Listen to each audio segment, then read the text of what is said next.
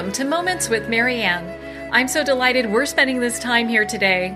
We have a very inspiring show coming right up with special guest Nick French, and he's here today to discuss his work with bees and his company, Colorado Hemp Honey.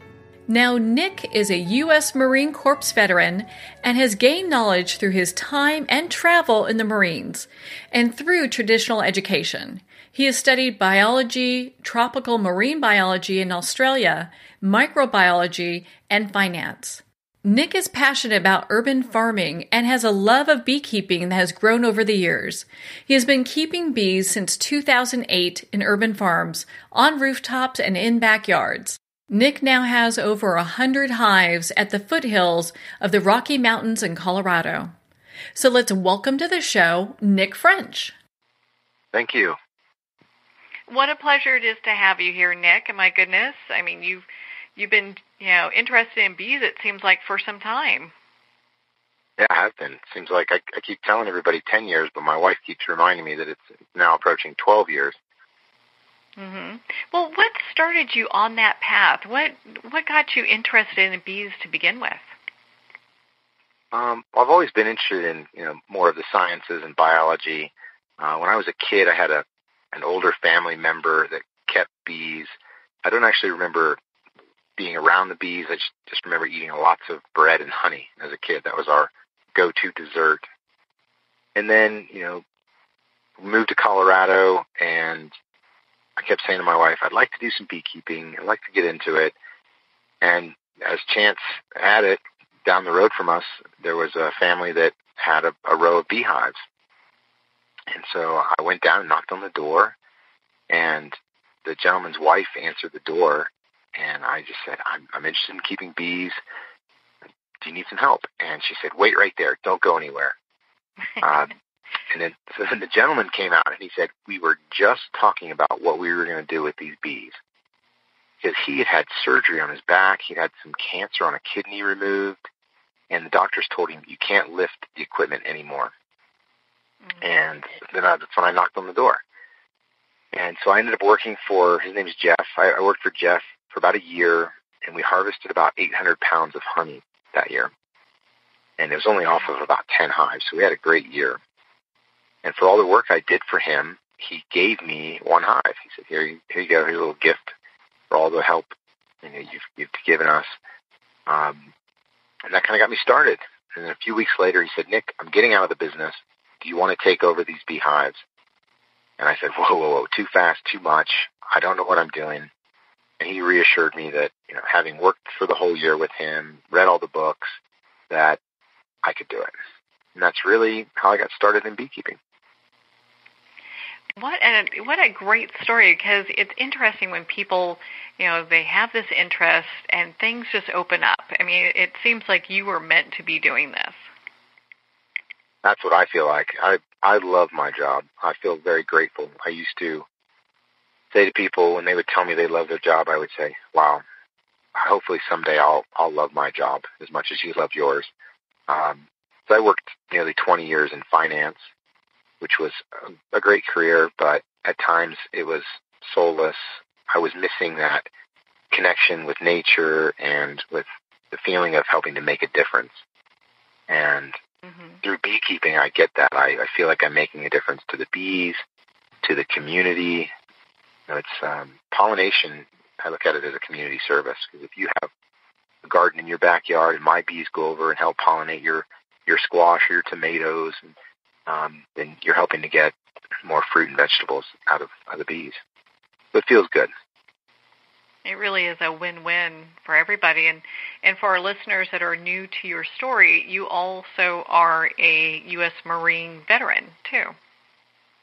That's right. Yeah, I served 5 years in the Marine Corps, most of that time overseas, in Central America and then Southeast Asia. Well, and so when you started with, it sounds like you had about 10 hives to start with. Was that right? Yeah, I ended up, was given the one hive and then ended up purchasing another 10 and all the equipment, off of Jeff, because he was getting out of the business. And then from there, it was a slow. moved and skyrocketed, huh? Yeah, well, I knew how expensive it was to get started, and I thought, I can't do this alone.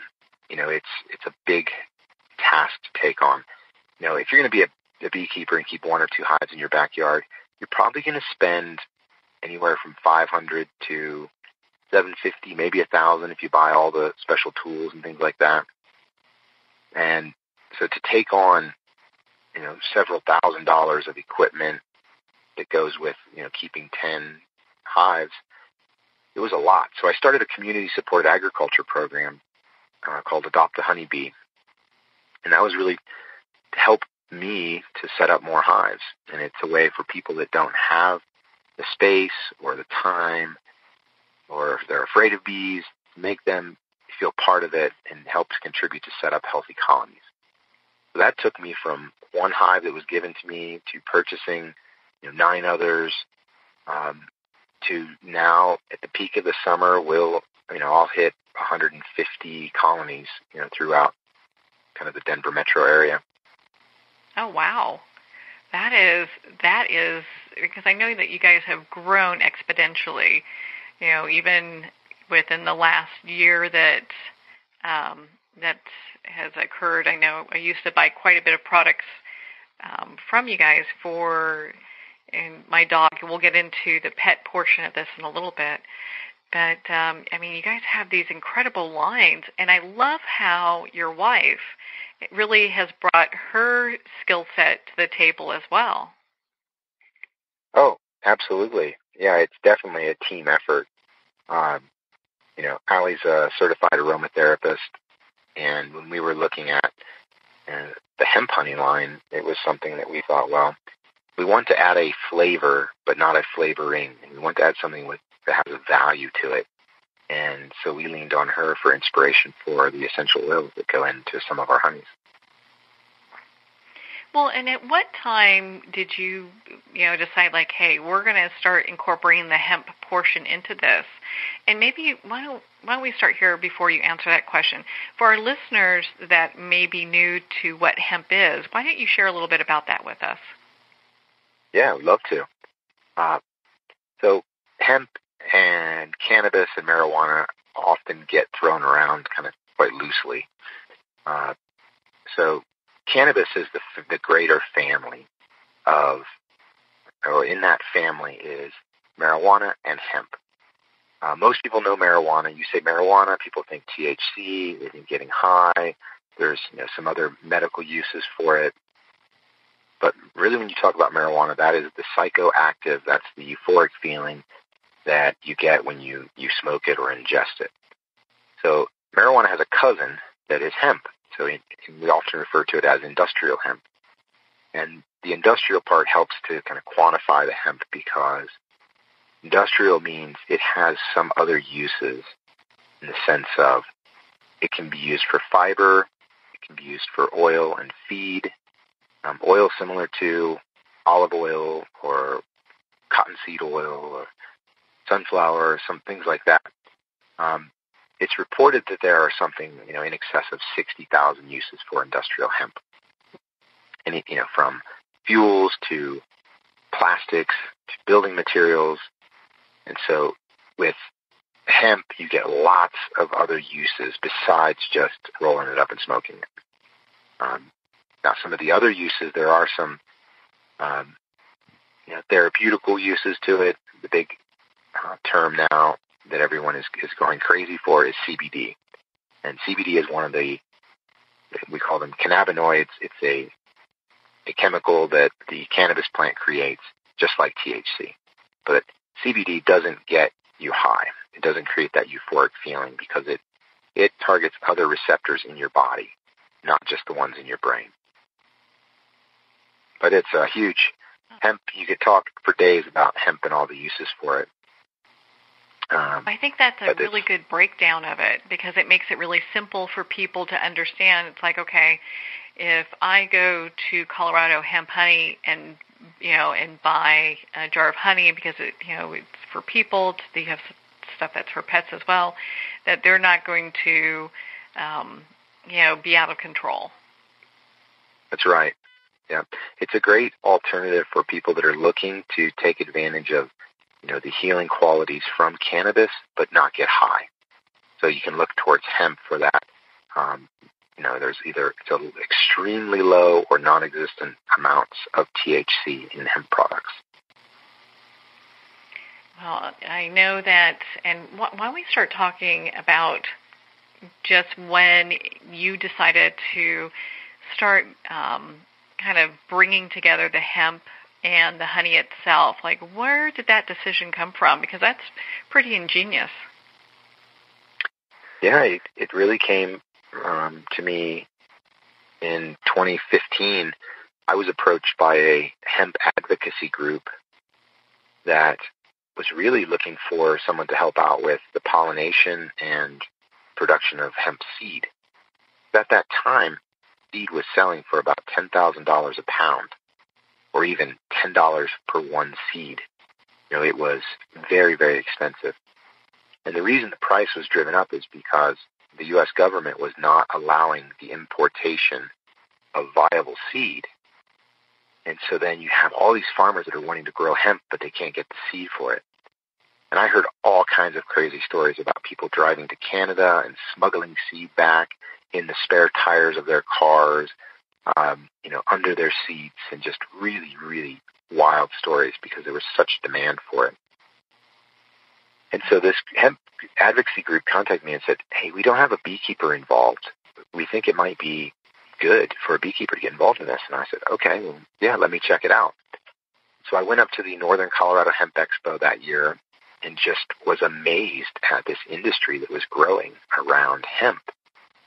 There were farmers, there were harvesters, there were seed companies, and there were a couple people that were taking the plant and extracting it into an oil. And that's where I got really interested because at that time, and still you come across it, these hemp products don't taste very good on their own.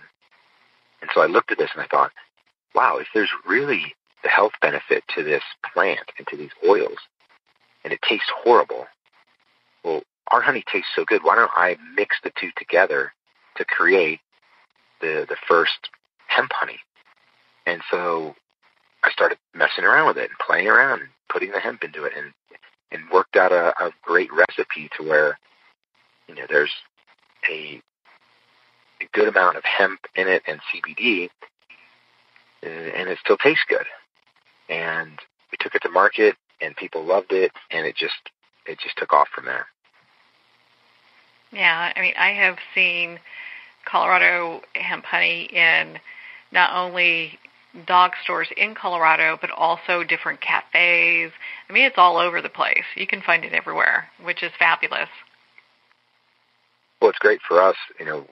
We're very fortunate that honey is such a versatile food that it can be used in many ways. It's not just a pill or a capsule or a tincture or a salve that you rub on.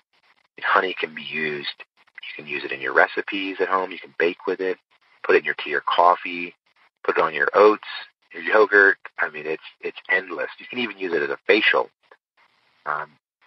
And then so that application carries through. And also, honey is more like a fruit than it is a sugar. And so it's easily digested by humans and by pets. You don't need a lot of glucose to break down those sugars. So it really is honey on its own already is a superfood. And it's been used for thousands of years to help with all sorts of ailments. But we're just we're taking those other healing qualities from other oils and plants and mixing it in with the honey to make a superfood. At what point did you decide and come up with this brilliant idea that this could be something that we could use for pets? Oh, well, I can't take all the credit. It's my wife again. Just, serendipitously, she was working as a rep for a pet food company at the time and was going around to different pet stores and talking to people. And just as you build the relationships with your stores and the store owners, and you're telling stories, she would tell them about, oh, my husband's a beekeeper and we've created this product line. And all of a sudden the stores were saying, well, I want to bring it in. let me bring it in. I'll put it on my shelves. And so we ended up getting a few stores here and there, and then it started growing. And other stores would hear that, the store down the road is carrying this Colorado hemp honey, and then they wanted it. And then pet owners started to see the benefit that they were getting from the hemp honey in their pets.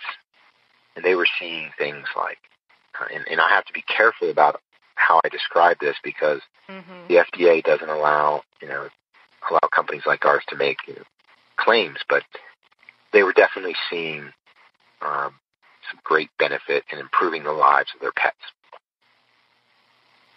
Yeah, from my personal experience, I had an Anatolian Shepherd who we were on pain management for him. He had early arthritis, and this was part that his having Colorado hemp honey was part of his overall pain management plan that I added to it. The vet didn't do that, I did. And it really seemed to kind of help because it moved him kind of just where he was able to move around and not be in constant pain because it was pretty tough for him. He had a really tough time. Yeah. Sure, we have a black lab on the farm, Abby, and she has a bad shoulder. And I can tell the days when she's taking the hemp honey and the days that she's not. Because the days she's on it, her shoulders loosened up a little bit more. She moves a little more freely. Yeah, it's able to move around. Well, and it's interesting because you have this, you have a different section that's like, and correct me if I'm wrong, I believe it's Crazy Be Gone. And it's for, kind of help pets kind of just calm a little bit. And I got to tell you, I use that during 4th of July, New Year's, and, anytime there are fireworks going off, and it helped tremendously. It was like part of our little regimen that we had going on as soon as that came out. So, I'm so glad to hear that. That's great. Oh, you're welcome. I'm glad to hear it. It makes, it's when you run a small business, you have days that are very challenging. It's not all wonderful as it might seem on the outside.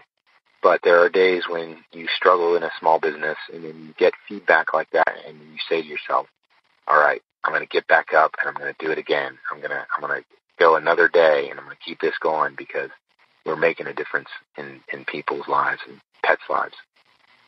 Yeah. I had a dear friend, she had back surgery. And this was, the Colorado hemp honey is what helped her so that she was able to move more freely during her day.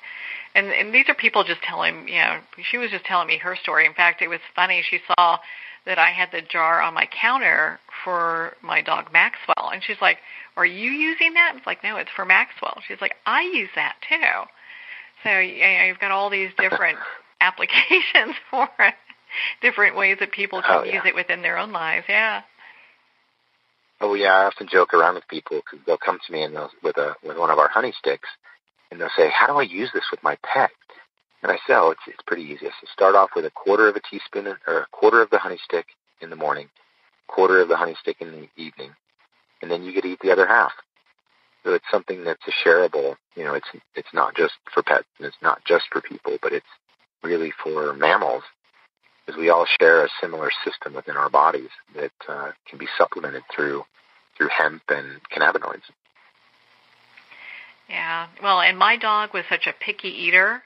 I mean, he was the dog that ate around the pills, and all that. Yeah. So this was one thing that I could do that I knew he least liked, and it made, that whole process so much easier. Well, and so it kind of has me wondering, I mean, when we talk about the bees and the work that you guys do, I mean, what kind of, how is it that you guys treat the bees? I know that you run pretty much an all-organic operation. Yeah, it's a challenge. Beekeepers across the country and around the world are facing bee declines and bee deaths like we've never seen before. Mm-hmm. And for me, I plan on a 25% loss of bees every year. Wow. And it's tough. If you think about it in terms of easy numbers, if you say, if I had 50% losses and I had 100 hives, I would be down to 50. But in order to get back to 100, you can't add 50%. You have to add 100% to get back. So recovering from losses is tough, and it's something that we work really hard at. We use all sorts of I'll call them tricks to keep the bees healthy. And I'll keep it short because you can talk for weeks again on just beekeeping, but we use powdered sugar to dust the bees, and that encourages grooming amongst the bees, and it helps them to flick a mite off. There's a mite called Varroa destructor. It affects the bees. We also break up the different life cycles of these pests. We supplement feed when necessary because Colorado, the weather is really fickle. Like right now, I'm out on one of the farms, and it's beautiful, sunny, and it's about 45 degrees. And the bees are taking flight, but there's no food for them to eat right now. And so when we have these warm winter days, the bees get active, and they burn more calories, and they eat all their honey reserves, and it makes winter very tough for bees. I think that's a thing that most people don't even realize is just this whole cycle with the bees, that you really have to keep on your toes with what's going on with them, keeping them healthy, making sure they have enough food when we have long winters. Oh, yeah, it's a challenge. And then we have bears. We have to watch out for those that want to knock over hives. And it's a real challenge, but it's very rewarding as well. Yeah. And that is actually one thing I forgot about with the bears, because Colorado has a lot of those. Well, and why don't you share with us, like if someone wants to be involved in Adopt a Honeybee, how do they do that? Is that a program that you still have? It is. We're in the process of constructing a new website for it right now, but it's called adoptahoneybee.com, and it's where people can buy shares of hives. And a lot of times people do them as gifts, for, your Auntie Joan that has everything and loves bees and is a gardener. You can make a donation in her name, in her honor, where she would get a jar of honey and a certificate, as kind of proof of her, support for the bees. But that has really been the secret to the success of us growing our apiaries is through donations and support from people out there that are interested in helping. But really, that's the selfish side of it, right? Go towards adoptahoneybee.com, but really, buying local honey, go to your local beekeepers, support their efforts, because beekeepers are on the front lines of this battle to help keep bees alive and keep them healthy. Well, and they don't have to be in Colorado. They can be anywhere and purchase that, right? That's right, yeah. And then, the honey, is good for seasonal allergies and things like that. And people that are in New York State will benefit from the honey as well because we have similar plants that grow all across the United States. A lot of people will say to me, Nick, shouldn't I buy honey as close to home as possible? And I say, yeah, kind of. But if you're looking for seasonal allergy support, if you're looking to help save bees and make a contribution, support local beekeepers or go to adoptahoneybee.com and make a donation there to help the bees. I know we couldn't do it without people. Oh my goodness, no! There has been a decline, and it seems like people are kind of coming back where they're like, "Hey, I'm interested about our honeybees and our animals and our environment. Let's see what we can do to bring that back." Absolutely, I've seen it over the last 10 years. When I first started going to farmers markets and selling honey, and I would talk to people about the plight of the bees, they would look at me like I was from some other planet. They would say, "What do you mean there's something wrong with the bees?" And I say, if you believe me, it's happening. I see it daily. It's a struggle. And we see it from generation to generation as well, where older beekeepers are not having to deal with the challenges that younger beekeepers are facing now because, 40 years ago, it wasn't such a struggle with the mites and the different challenges for bees now that we see today. So it's happening. No matter what the news says, I can tell you it's happening. Well, and with the hives that you have, what is the longest one? You may or may not be able to answer this because I'm not sure how this all works, but is there a hive that you've had longer than any of the others? Is it just considered like one big, part of the farm, and so you just look at it as percentages if a hive doesn't make it? Well, I would say that where I've been beekeeping from the beginning, I've had hives there the entire time in that same place. And those hives have been there, 20 years before I ever started keeping bees there. So it was, those hives tend to do really well in that area. And then I've had hives in other areas that haven't done so well. But it's tough to say if it's one hive or the original genetics of bees that was there before. Queens can live a couple years to 5-7 years.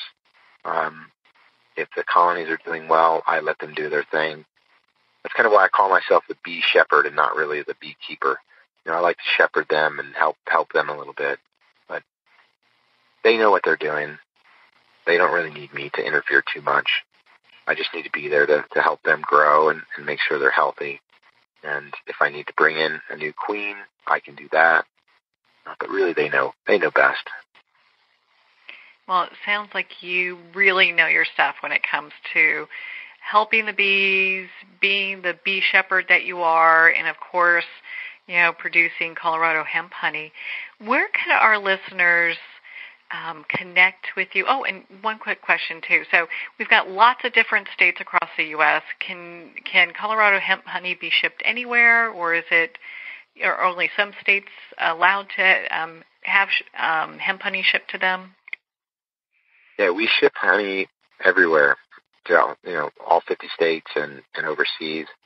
Some states do have some special regulations, but mostly it affects medical marijuana or sales of specific types of products in different types of counties or jurisdictions. But for us, people can go to coloradohemphoney.com and order online. We can ship it to them. We also have a store locator on our website. So you can go and put your zip code in and then find a local store near you. We love to support our local retailers, so I would encourage you to go and use the store locator and find a store near you, because you're also going to get some more information and knowledge about the product that you may not get all of that on the website. Well, this is great. I just used the store locator, and there are 3 places near me that have it. So, of course, I'm going to drop in and pick up some. And great. And I'm so glad that we've been able to spend this time together, Nick, and talk about Colorado hemp honey. I mean, it's helped. I can't even thank you enough. I mean, it's helped me with my dog so much, and I know other people that it's helped. So you're definitely on the right path, right track. You're welcome, and thank you for having me. It's always a pleasure to come and talk about bees and hemp honey and the battle we're fighting. It's been such an honor to spend this time with you, Nick, and of course to talk about Colorado hemp honey and all the work you're doing with the bees. Again, if you'd like to connect with Nick and look at the different products that they have, you can go to coloradohemphoney.com and we'll have the link below. Well, we're at the end of our time today. I would like to thank everyone for tuning in. You're listening to Moments with Marianne. And remember, make every moment count.